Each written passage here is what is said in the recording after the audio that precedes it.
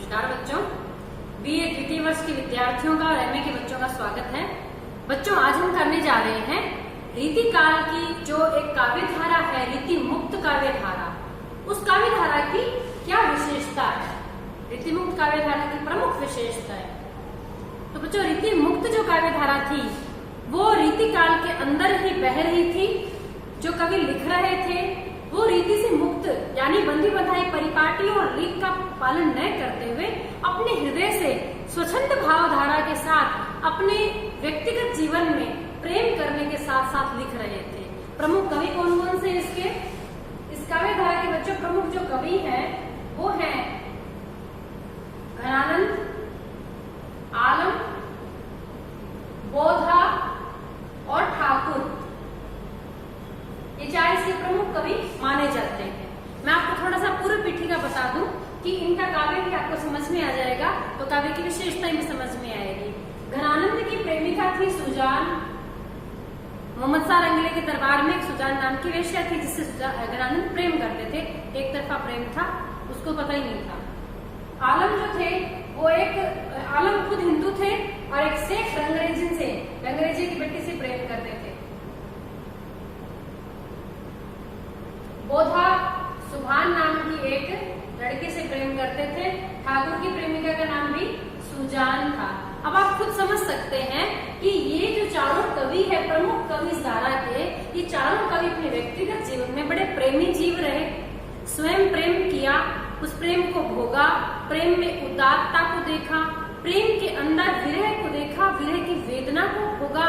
और घनानंद का जो प्रेम है बच्चों, ये तो लौकिक प्रेम था, सांसारिक प्रेम था, और ये लौकिक प्रेम फिर अलौकिक प्रेम में परिवर्तित हो गया। ये जो सुजान है ये बाद में श्री कृष्ण हो गई है। उन्होंने श्री कृष्ण के अंदर सुजान को देखा, सुजान ने श्री कृष्ण को देखा, नाम सुजान ही रखा। और जितने भी पद लिखे इन्होंने, जितनी भी रचनाएं सभी लिखे, सबके अंदर सुजान को संबोधित कर रखा है। वही गति लेन, वही बजावती बेन, वही हंस देन, हीरा तेन करती है, घनानंद लिखते हैं। अर्थात कि तुम्हारा वो हंसना, बोलना, खेलना, नाचना, वो मेरे हृदय से वो छवियां टल नहीं रही है।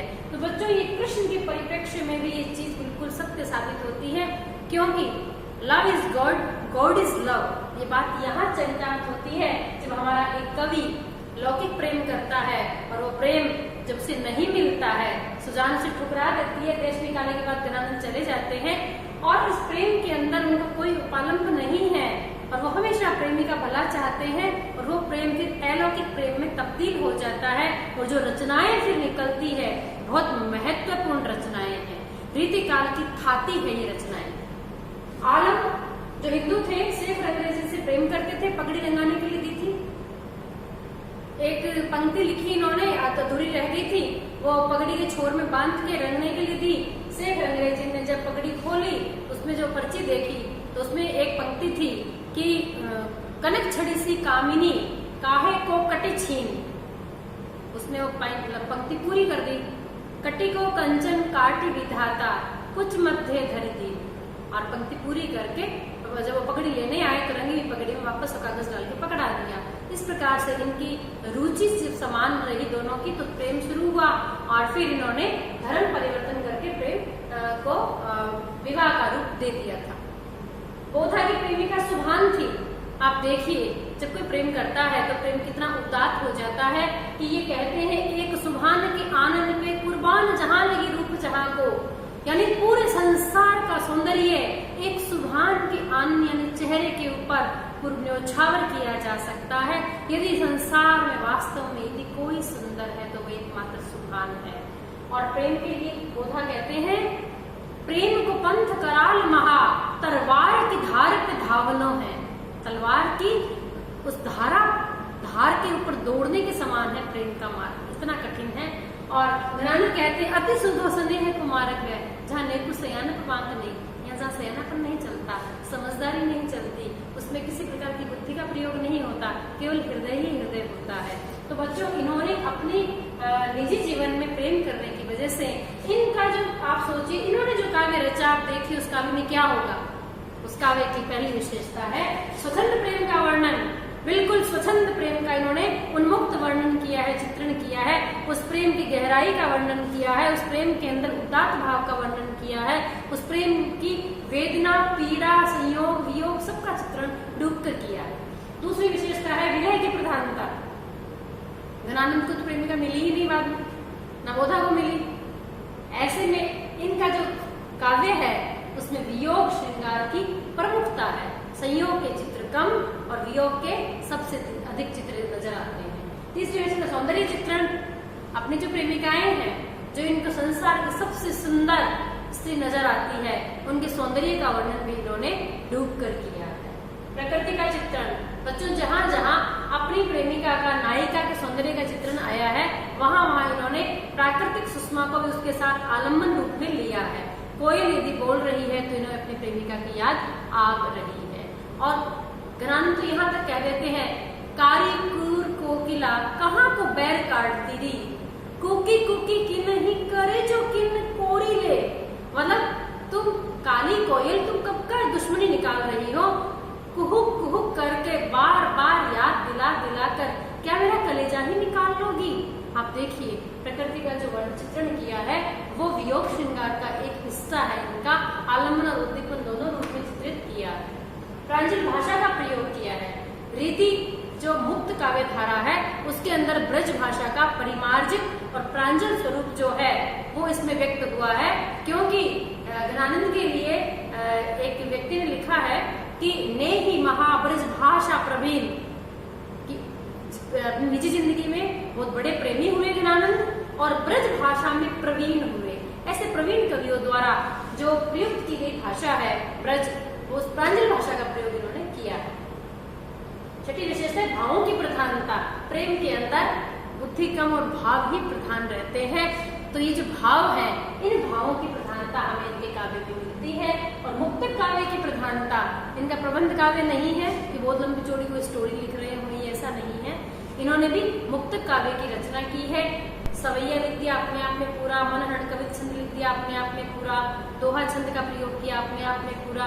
तो इस प्रकार से इन्होंने मुक्तक की प्रधानता है। और प्रेम में एक निष्ठता, इनका जो प्रेम है वो ऊहात्मक प्रेम नहीं है, इनका प्रेम काल्पनिक नहीं है। रीतिबद्ध कवियों के तरह किसी राजा को खुश करने के लिए वो नायक और नायिका का परस्पर मिलना जुलना, रूठना, मनाना, इन सब का काल्पनिक वर्णन थोड़ी कर रहे थे। ये इन्होंने तो जीवन में जो भोगा, जो समझा, उसी का वर्णन कर रहे थे। इसलिए इनके प्रेम में अपने प्रेमी के प्रति एक निष्ठता का चित्रण है। घनानंद कहते हैं केवल और केवल एक सुजान, इसके अलावा दूसरा कोई नहीं। तो ये एक निष्ठता है इनके काव्य में। आत्मनिवेदन की शैली है जहाँ पे बिल्कुल व्यक्तित्वता आ जाती है इनकी। और वे स्वयं कह देते हैं कि वियोग को लेकर एक बार एक स्थान पर लिखा है इन्होंने कि कहाँ मछली मेरे प्रेम की कहाँ समानता हो सकती है, मेरे में और मछली में कोई समानता नहीं है। वो कहते हैं कि मीन जो है कहा कछुमो अकुलाने समाने, नीर स्नेही कुलाए कलंक, निराश भे कायर त्यागत प्राणे। मतलब मछली तो क्या है कि प्रेमी पानी के ऊपर कलंक लगा देती है, मर जाती है। लोग पूछते हैं मछली क्यों मरी, कि ये प्राणी से प्रेम करती थी, उसको प्रेमी नहीं मिला तो उसने प्राण त्याग दिए। जबकि मैं मेरी प्रेमिका न मिलने पर भी मैं जिंदा हूँ और उस अकुलाहट को सहन कर रहा हूँ, क्योंकि मैं मेरी प्रेमी पर कलंक नहीं लाना चाहता। सुजान नहीं मिली तो घनानंद पर गया। वो कहते हैं कि नीरस नहीं कुलाए कलंक, निराश निकाय त्यागत प्राणे। वो कहते हैं कहाँ उस जड़ की और मेरी कहाँ समानता हो सकती है। तो आत्मनिवेदन की जो शैली है वो इनके काव्य में हमें मिलती है। और सबसे गहरी और विशेष जो बात है बच्चों, वो है स्व अनुभूति का विवेचन। इन्होंने जो स्वयं ने महसूस किया उसको लिपिबद्ध किया, उसको लिखा। तो जिस दर्द को व्यक्ति स्वयं महसूस करता है, सहन करता है, वही तो लिख सकता है। जैसे मीरा कहती है, मेरी मैं तो प्रेम दीवानी, मेरो दर्द न जाने को। तो मीरा का काव्य यूं ही गहरा नहीं है, मीरा ने इस चीज को महसूस किया फिर लिखा। ऐसे ही घनानंद ने, आलम ने, बोधा ने, ठाकुर ने और रीति मुक्त जो कवि हैं, उन्होंने अपने निजी जीवन में उस प्रेम की अनुभूतियों का बहुत सहज और सरल चित्र खींचा है। और व्यक्तिपरक रचनाएं हैं इनकी। व्यक्तिपरक कैसे? बाकायदा इन्होंने सुजान को संबोधित किया है, सुभान को संबोधित किया है, शेखर अंग्रेजी को संबोधित किया है, अपनी प्रेमिकाओं को संबोधित करके बाकायदा उनके प्रति अपना भाव है उसको व्यक्त किया है। और घनानंद तो यहाँ तक लिखते हैं कि मेरी जो प्रेमिका है सुजान, वो जहां भी रह रही है तो उसके लिए प्रकृति को बीच में लेकर क्या कहते हैं, एरे बीरे पवन, अरे भाई पवन, एरे बीरे पवन, तेरो सबे और गौन, तेरा सब जगह गमन है, हा हा नेकू धूरी आने में, मतलब तू हल्का से हवा बहती है उसके पैरों की मिट्टी को ही उड़ाकर ले आ। बादलों से कहते हैं कि एक दिन ऐसा करो कि तुम मेरे इन आंसुओं को भाप बनाकर ले जाओ और सुजान के आंगन में ले जाकर बरसा दो। जब वो बाहर आंगन में निकलेगी और उसके पैरों से मेरे आंसू पानी बने हुए जब छुएंगे तो मैं समझूंगा कि मुझे मेरी प्रेमिका मिल गई। कितनी बड़ी बात। आप देखिए कि इस व्यक्तिपरक रचना में ये अपनी प्रेमिकाओं के प्रति अपने भावों को खोलकर रख देते हैं, अपना कलेजा खोलकर रख देते हैं। और इनका प्रेम लौकिक से अलौकिक प्रेम का वर्णन है। सांसारिक व्यक्तियों से प्रेम है, लेकिन उस प्रेम के अंदर जब गहराई आती है, त्याग का भाव आता है, एक तरफा वो प्रेम होता है, तब वो प्रेम बिल्कुल उनका अलौकिक प्रेम में परिवर्तित हो जाता है। वही सुजान अब श्री कृष्ण हो जाती है और अब वो श्री कृष्ण सर्वत्र उनको नजर आते हैं और सारी विशेषताएं सुजान की कृष्ण में और कृष्ण की सुजान में नजर आती है। जब हम घनानंद को पढ़ते हैं बच्चों, तो उनके एक एक सवैये के अंदर हमें श्री कृष्ण के अनेक अनेक चित्र भरे हुए और अनेक प्रेम की अनुभूतियां भरी हुई नजर आती है। एक एक पंक्ति के अंदर विरह की वेदना नजर आती है और विरह की टीस और पीड़ा नजर आती है। अगली विशेषता अलंकारों का स्वाभाविक प्रयोग। अब इन कवियों का तो मुख्य टारगेट क्या था, प्रेम। रीतिबद्ध कवियों का तो था चमत्कार प्रदर्शन, पांडित्य प्रदर्शन, आचार्य कहलाना, लेकिन इनका रचना करना प्रमुख उद्देश्य नहीं था, लक्षण ग्रंथ लिखना उद्देश्य नहीं था। इनका उद्देश्य था कि हमारे प्रेम की अभिव्यक्ति करने की सहज हृदय की रचनाएं थी इनकी। तो इनके काव्य के अंदर अलंकारों का बहुत स्वाभाविक प्रयोग हुआ है, जानबूझकर अलंकार ठूंसे नहीं गए हैं और सच्चे प्रेम और उमंग की अभिव्यक्ति हुई है। शुक्ल कहते हैं कि रीति मुक्त कवियों के अंदर सच्ची उमंग देख सकते हैं, क्योंकि हृदय की जो उमंग होती है, जो सच्ची उमंग होती है, जैसे एक तो कांटा लगता है, चुभता है, दर्द होता है, तब व्यक्ति चिल्लाता है, और एक व्यक्ति को कहे एक्टिंग करो तुम कांटा लगने की, तो दोनों की चिल्लाहट में अंतर नजर आएगा। उस चिल्लाहट में वेदना होगी जो कांटा चुभा है, और जो एक्टिंग करेगा उसमें केवल और केवल में एक्टिंग नजर आएगी।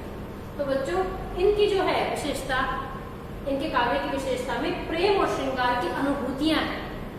जो प्रेम को महसूस किया वो लिखा, श्रृंगार को, सौंदर्य को जो महसूस किया वो इन्होंने लिखा है, और उसमें वियोग श्रृंगार की प्रधानता रही। इस कारण इनके काव्य में वेदना और विषाद की तीव्रता मिलती है।